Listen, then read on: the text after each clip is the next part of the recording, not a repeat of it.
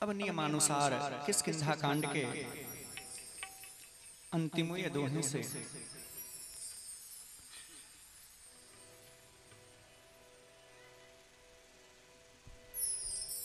धर्म संस्थापनार्थाय संभवामि जुगे जुगे। श्री भगवान का अवतार अधर्म पर विजय प्राप्त करके धर्म की ध्वजा फहराने के लिए होता है।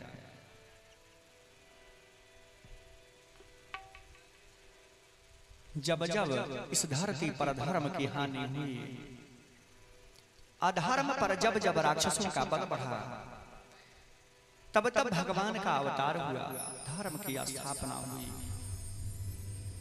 एक अत्याचारी रावण अपने तपस्या के बल पर इस पृथ्वी पर ही नहीं, वह तीनों लोगों में अपने अत्याचार को, दुष्कर्म को इतना बढ़ा रखा है।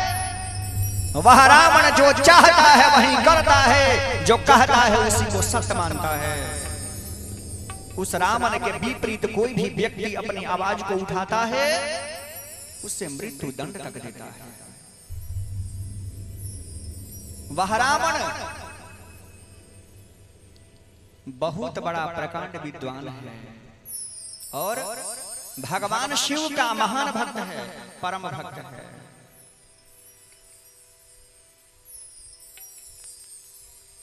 सब कुछ होने के बाद भी उसका आचरण सही नहीं है।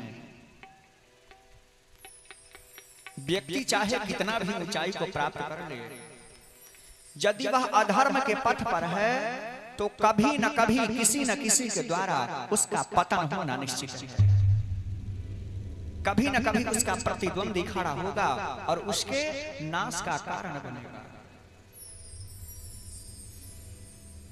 उस रावण का सामना मनुष्य लोग नहीं कर सकते, मनुष्यों में इतनी शक्ति नहीं।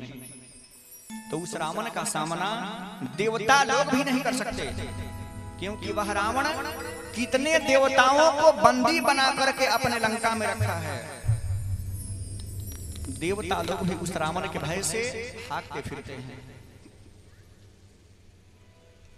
वही रावण छल से सीता माता को चुरा करके अपने पुष्पक विमान पर बैठाकर माता जानकी को लंका को लेकर के चला जाता है। सीता माता की चोरी होती है।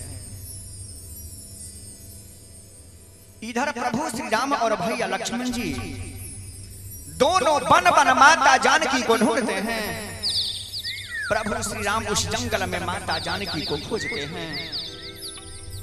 प्रभु श्री राम उस जंगल में कभी पेड़ से पूछते हैं कि हे पेड़, क्या तूने मेरी सीता को देखा?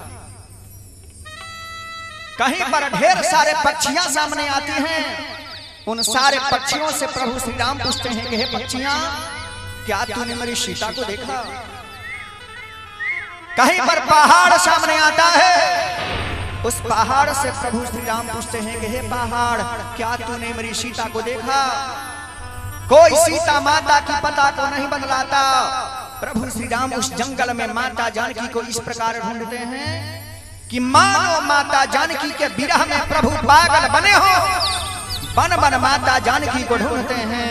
हे सीते, हे सीते, कोई सीता माता की पता को नहीं बदलाता है।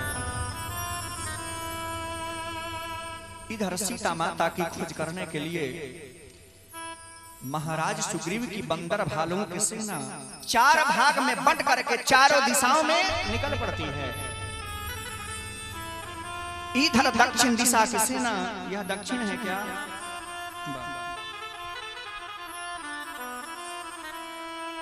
इधर दक्षिण दिशा की सेना चलते चलते आगे बढ़ती हुई सीता माता की खोज करती जाती है। चलते चलते चलते सामने एक बहुत बड़ी लंबी समुद्र आता है, जिस समुद्र की लंबाई है 100 योजन, यानी 1 योजन का मतलब 4 कोस। उस समुद्र की लंबाई है 100 योजन, यानी 400 कोस, 1200 किलोमीटर। इतनी लंबी समुद्र को देख करके सारे बंदर भालू लोग बैठ करके आपस में विचार करते हैं कि कौन ऐसा वीर होगा कि इसमें इतनी साहस होगी जो इतनी लंबी समुद्र को पार करके उस परलंका में प्रवेश कर सीता माता की पता लगा पाएगा। द्वित ने खड़ा होकर के कहा कि अरे बंदर भालवो, मैं यदि चाहूं तो 2 योजन तक इस सागर को लंघ सकता हूं। विकटास ने कहा कि नहीं, मैं यदि चाहूं तो 5 योजन तक इस सागर को लंघ सकता हूं। दधिमुख ने कहा कि नहीं, मैं यदि चाहूं तो 11 योजन तक इस सागर को लंघ सकता हूं। तब अंगद जी जामवंत जी से कहते हैं कि हे जामवंत जी, ऐसे मैं यदि चाहूं तो इस 400 कोस सागर को पार करके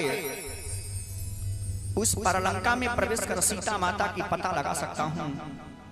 लेकिन संदेह की बात यह है कि मैं पुनः उस लंका से वापस आऊंगा या नहीं, इस बात को मैं नहीं बता सकता। मैं जाने के लिए जा सकता हूं, लेकिन उधर से लौट करके आने की गारंटी मैं नहीं दे सकता। मैं आ भी सकता हूं और ना भी आ सकता हूं। तब जामवंत जी कहते हैं, जामवंत जी बूढ़े हो गए हैं।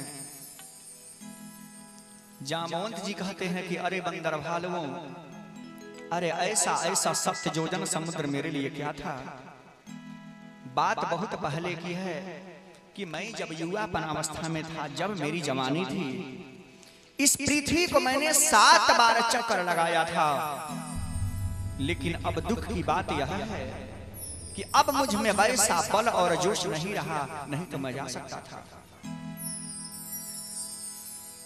उसी बीच श्री हनुमान जी अपने आंखें को बंद कर चुपचाप बैठे हैं, मन ही मन श्री भगवान का ध्यान कर रहे हैं। सारे बंदर भालुओं की निगाहें श्री हनुमान जी महाराज पर पड़ता है।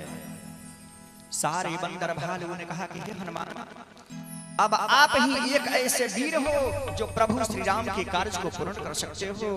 हे हनुमान, पवन तनय बल पवन समान, आपका शरीर पवन के समान है, बल पवन समाना, आपका बल भी पवन के समान है। हे हनुमान, आप चुपचाप बैठे हो, इस प्रकार रहना आपका शोभा नहीं देता।